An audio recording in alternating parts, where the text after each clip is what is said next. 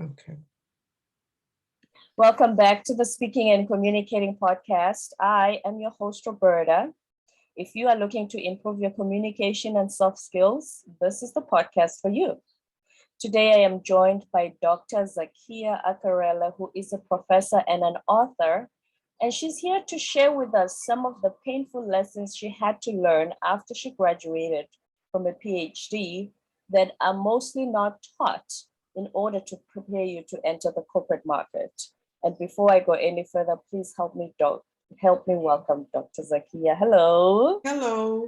Thanks for being here. I really Thank you. appreciate it. Thank you for having me. So just give us a little bit of background about yourself.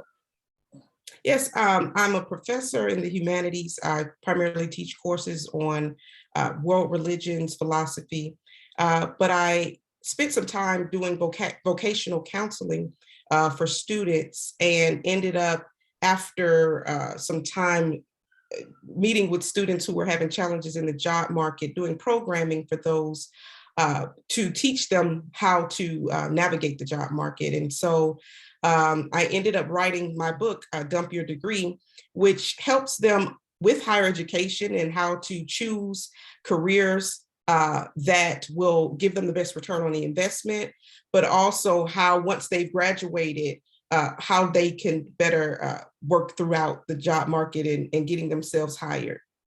Okay. So when I first saw the title of your book, Dump Your Degree, I was a little taken aback. Yes. I'm like, what is she talking about? That's what everybody strives for. Mm-hmm. That's what everybody feels like is the pinnacle of achievement. Why do you say dump your degree? Well, I'm glad that the title is working. I wanted something that would catch people's attention. And I know a lot of people say, well, you have 4 degrees. Why would you tell people to dump them? Basically, it is because the challenges I faced once I finished my doctorate degree during a recession in 2010, I came out into a job market that was not favorable. I struggled to find employment. Ended up having to move back home after being free, for so many years through undergrad and grad school. And it really was a challenging time for me. And I recognized that my problem was I was so focused on what I had achieved academically, my degrees, and finding work in that industry that I was limiting myself from things that I could have been doing that were actually better for me and better served my career because it diversified my background and it diversified my experience and actually prepared me and taught me additional skills that were useful for my industry.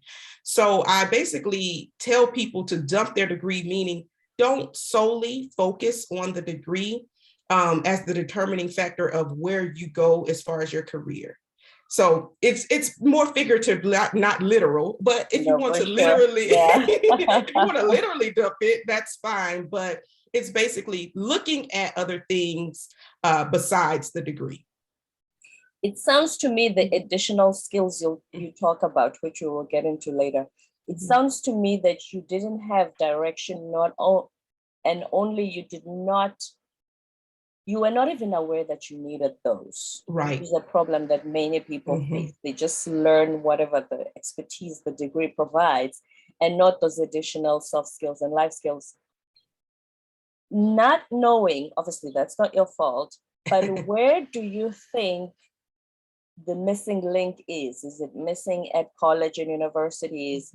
Is it people just not even knowing they should get a mentor to start their corporate careers? Where's the missing link?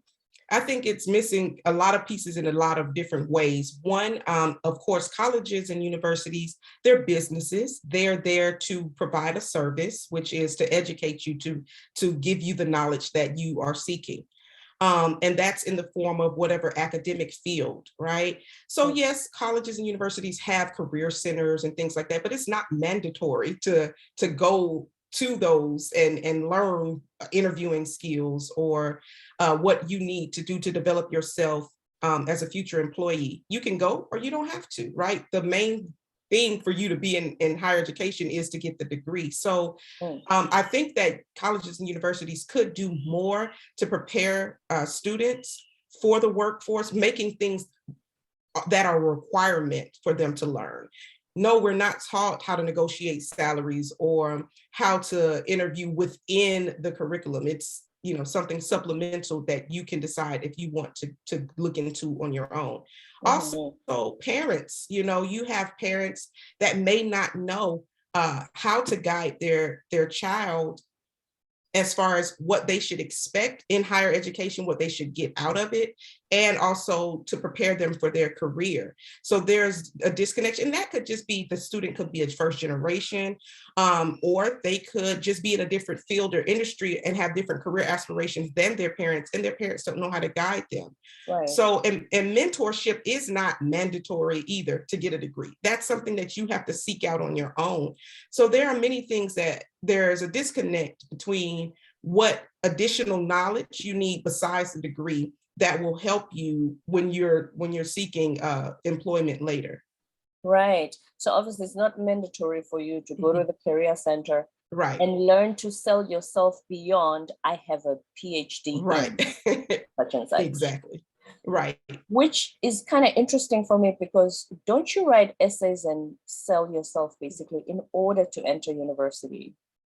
Yeah, but you're selling yourself to enter university, right? You're selling yourself to say, I am capable of doing the academic work. It's not selling yourself for a career. Those are two different things. You have people who are exceptional career professionals, entrepreneurs that didn't get an education, didn't have to write essays, but they learned how to market or brand or sell themselves in other ways. And those two things might not necessarily match. When you're selling yourself for a job, it would be different. A lot of times that job is one position is available. Whereas when you're selling yourself to get into university, hundreds of applicants are accepted. So the competition is different as well. So there are many different layers to how do you sell yourself in the job market as opposed to entering higher education.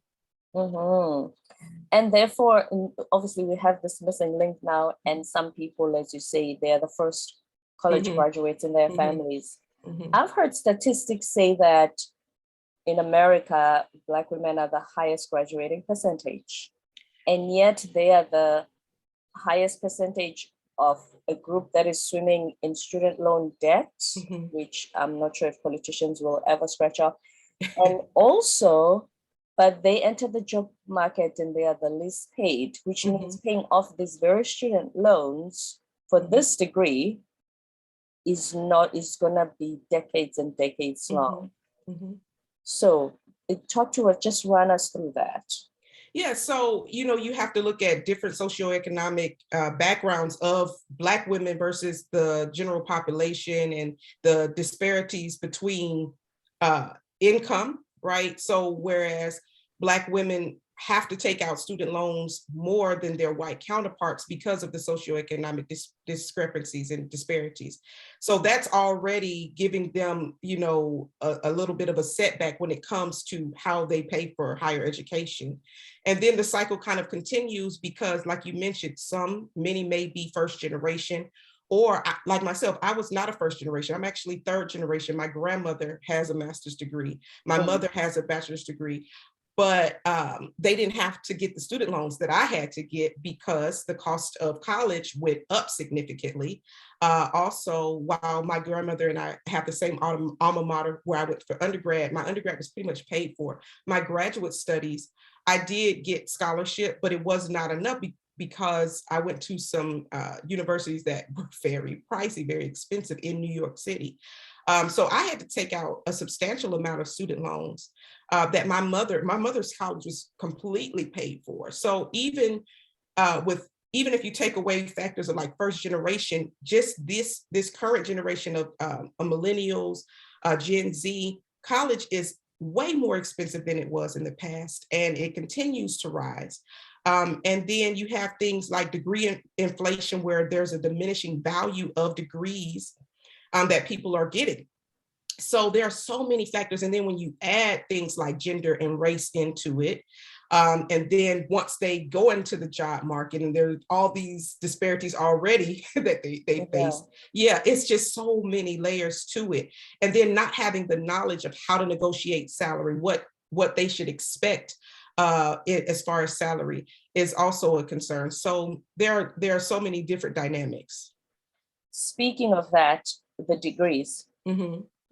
do you think that even though, like you said, the highest graduating percentage, do you think that some of the degrees people study is just for the sake of having the piece of paper? They don't even believe, Yes. or they don't even think, I'm really have a long-term career by choosing this. Yes. Well, because I've seen, sometimes I listen to people say, so why would you study that you don't even like it? Or you have no idea where it's going to take you after you graduate. If you study something, I don't know, I'm not going to pick any degrees and get sued, but yeah. you know what I mean? Yeah. Well, you can pick on mine. Mine was a soft degree in religion. And it's like, what are you going to do? Now, I did it because I planned to go to law school. And that's definitely something, even as a professor in that field, I tell my students, take this as a humanities and an elective and leave it there. And they still, because they love my courses so much, they go and they change their major. And I'm like, no. But if you are going to change your major to something that does not have the best return on investment, I'm very honest, this does not have the best return on the investment. Even if you do decide, yeah, you wanted to interject? Sorry to interject. Okay. Does everybody else at university sometimes raise that up and say, you're registering for this? Not very high in ROI, but carry on. Yeah, because like I said, and I mentioned in the book, universities are businesses. They want your money and they're going to get it regardless. So if you graduate with debt, okay, they've been paid. The student loan people gave them their money. Now it's up to you after you graduate what kind of career you're going to do to pay that back. But once it's out of, the university's been paid, okay. And I hate to say it like this, but it's just reality. So the return on the investment, if you sign up for this as a major, that's what they're going to teach. They have professors there that will teach it. As far as you having a lucrative career, you may not. And so many of them, I agree, do that. And I was under the assumption that it would be easy. Oh yeah, as soon as I get the highest level of education in this field, I'll be able to get a job as a professor. And what's the problem? There are plenty of jobs, and they're not. You know what I'm saying? So a lot of times it's just basically, like you said, the magic piece of paper. I have a degree, therefore I'm educated and I will be successful.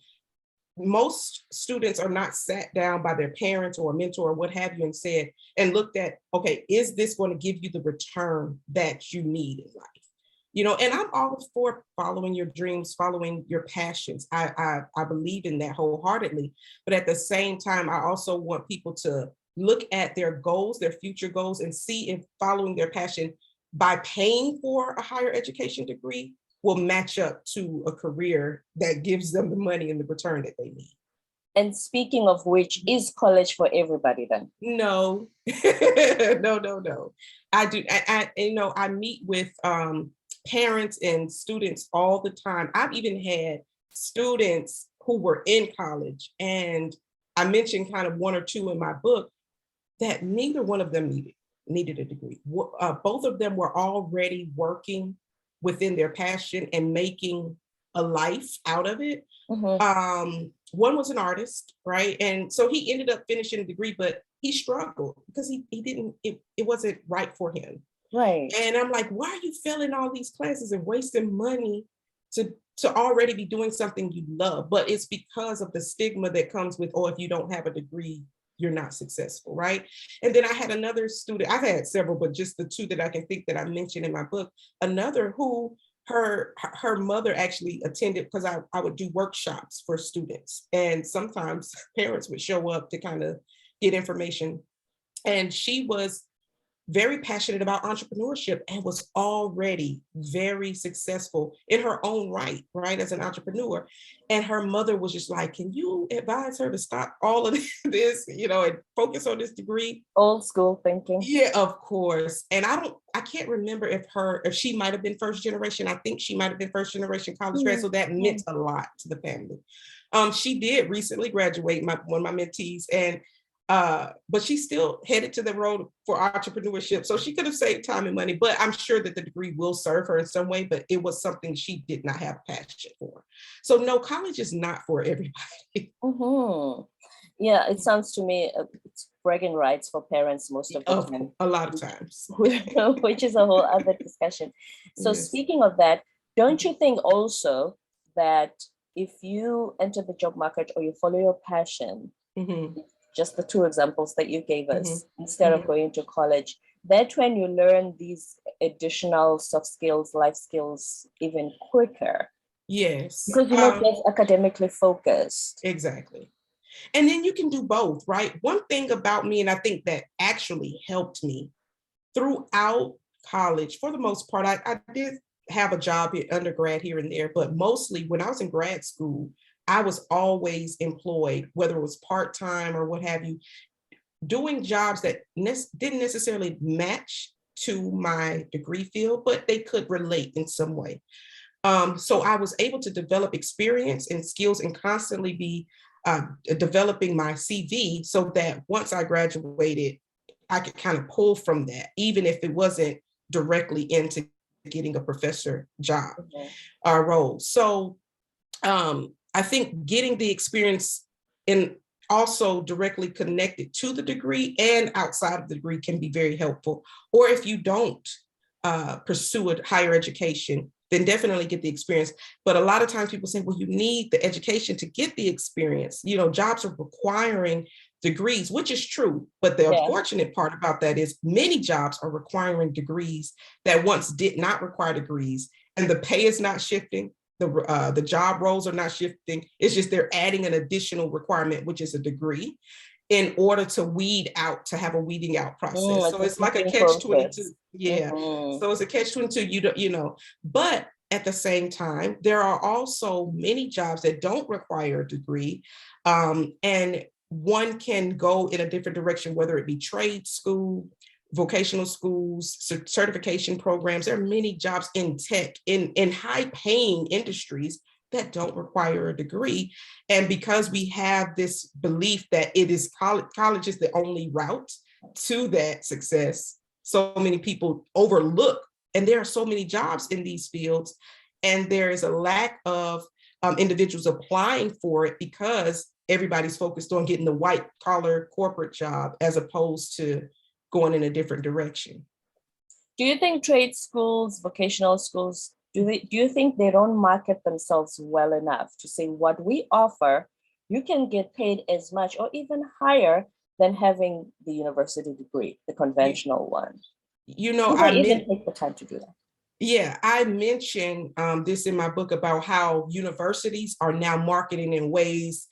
I'm an older millennial, right? And I don't remember this type of marketing for universities before, but now they're on buses, billboards, the internet, Instagram. Like, universities are marketing. You're right.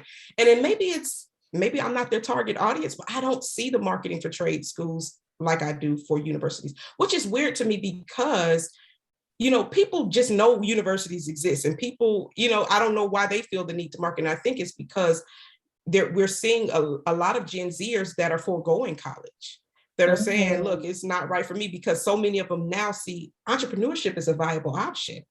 And then I recently read an article where many of them are foregoing college because they see that trades are better. I actually did a coaching session with the young lady yesterday.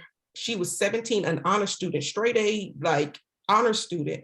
She says, I don't want to go to college. I am an artist. What do the parents feel about that? Actually, I spoke with her mother. Her mother was very open, and she was telling me thank you, because she didn't know how. She was like, am I, you know, if I tell her it's okay to go to trade school, am I, you know, messing up her future?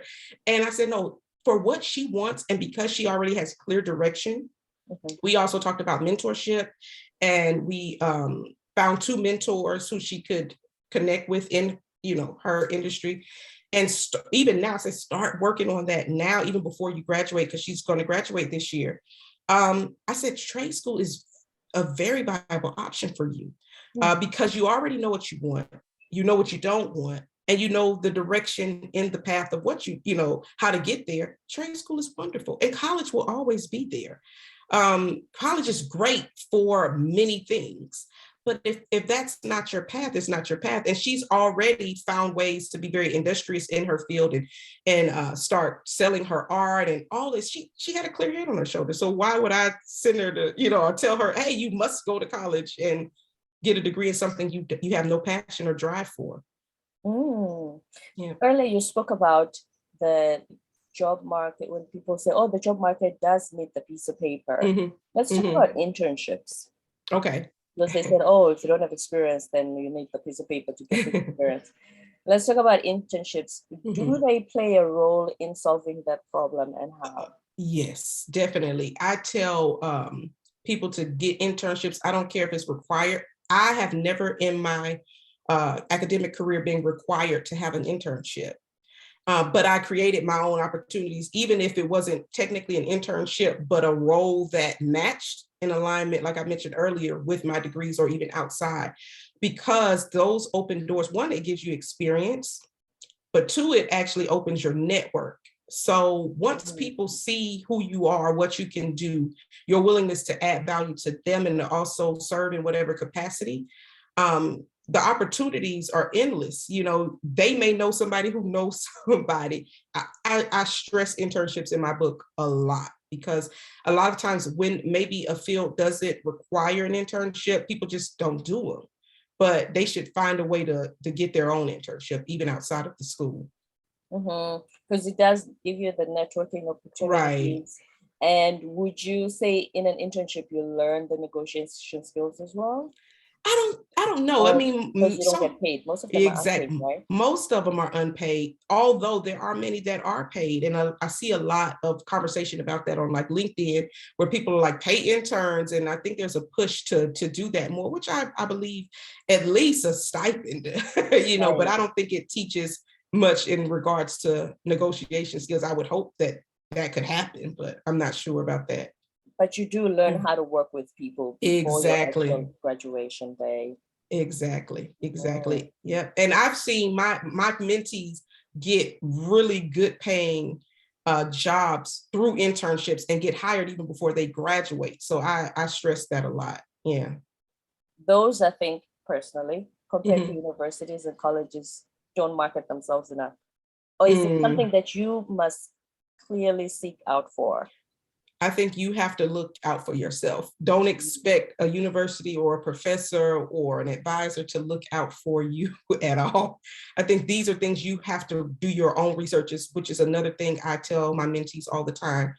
Do your own research. Don't just listen to your parents. That's the first chapter of the book. Don't listen to your parents. And I'm saying that in the sense of, I'm a mom myself. I want my children to listen to me, but I mean it in the sense of they don't know everything. Don't expect just because someone has age that they have the wisdom or knowledge in the particular area you're seeking to get involved in. So find it out on your own as well.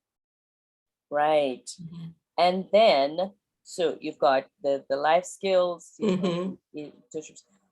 when it comes to studying for your degree as well, is the focus, obviously the piece of paper, but is the focus on doing the particular job that you studied for? Or when people graduate, do they say, any job I get just to start paying off the student loans? I see most people doing the latter, what you said. I just need a job. And I mean, that was me. I was like, can somebody hire me? I don't care what it is, because I'm tired of being unemployed.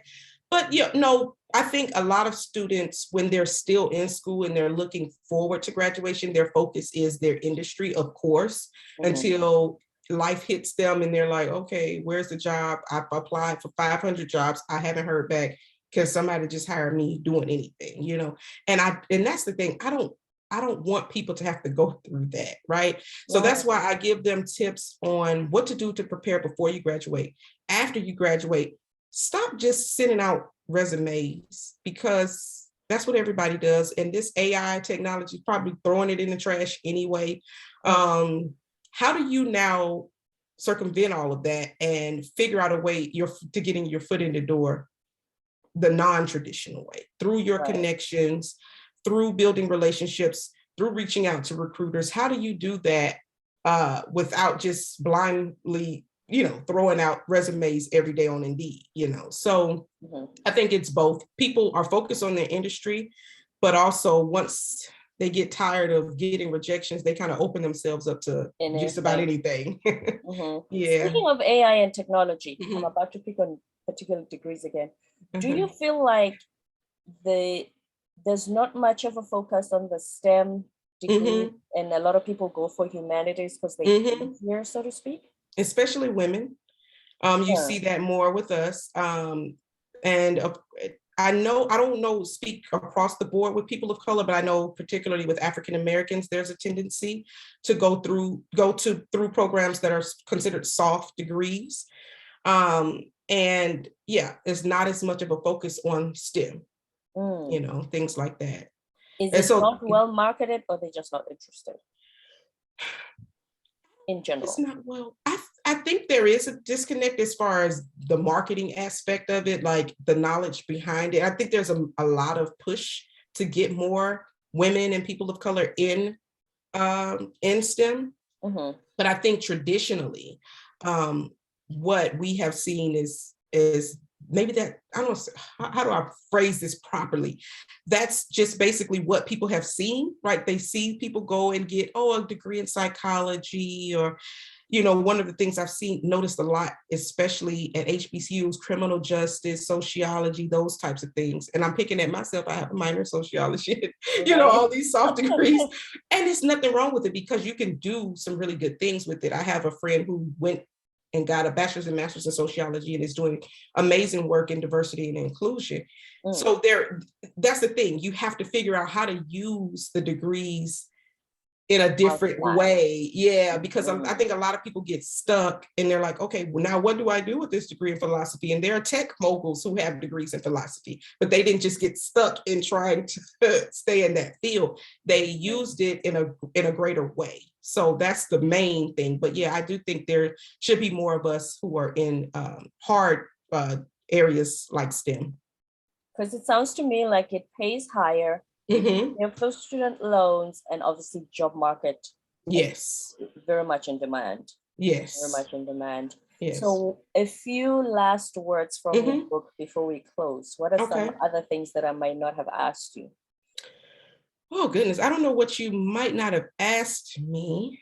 Yeah, I'm thinking of what I guess what I would want people to take away is, like I mentioned before, I'm glad that the title is grabbing people and they're having conversations around what it means to have a degree and how to use it in a way that it serves your career, and not just focusing on the degree as something that opens the door for you. Like, you open the door for yourself in whatever field, figure out how you can use your skills, your connections, your talents, your drive, your passion, all of that in conjunction with the degree to create a career you enjoy. And my main takeaway from that I want people to take away is I want them to have the ability to control their own careers. So many times people are like, oh, I need a job. I'm waiting on this call back. And I'm like, well, wait a minute. So you just gonna sit there and wait? And this is me talking to my past self. Don't sit there and wait for somebody to call you. You take charge, control your career. You have skills, talents. I don't care what you majored in. You have skills and you have talents that can be utilized, whether it's through freelancing, whether it's through consulting. Think about what it is you have to offer and how you can add value, and then put it out there in the world. And there is there are some people or company or whatever that is willing to buy into your talent. So just take control and put your career in your own hands. Put your career in your own hands. Yes, Dr. Zakiya Akerele, this has been so informative. I hope anybody who's considering college, who's already in college, has graduated but don't know how to find a job, is going to listen to this and have a lot of takeaways to help them. Thank you. I hope so too. Thank you so much for your interesting title, Dump Your Degree. Thank you. Very captivating. And before you go, please tell us where we can find you if you want more information. Yes, my website is zakiyaakerele.com, and I'm on TikTok, Instagram, and Facebook at Zakiya Akerele. And they can find my book on Amazon, Barnes & Noble, Walmart, Books A Million. Most online retailers have my book, so they can go out and get it on any of those platforms. Thank you so much. Author of Dump Your Degree and professor who was here to share with us a lot of tips on how to make the most of those degrees that we spend so much money and time studying for. Thank you for being here. Thank you. Thank you.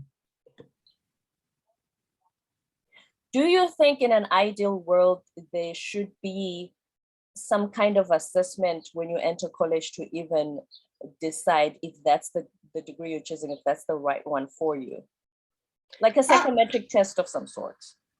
Oh, I want psychological. I don't know. I know maybe personality. I guess that would test. Mm-hmm. Yeah, that would maybe be a good idea. The only caveat to that is we evolve so much in life, right? So I don't want people to take a test and say, oh, I'm excellent with this right now, which you might be at 18 years old, right? Right. And then in the long run, get caught up and say, oh, I don't really think I want a career in that, right? And so they're still focused on, but I tested so well, or, you know, I was told that this was the best career for me. So I would like people to know what their interests are, and maybe a test would open their eyes to that, but I don't want them to be caught on that for the rest of their lives. Right, to be stuck on that one. Yeah, yes. Very good point. Thank you, doctor. No problem.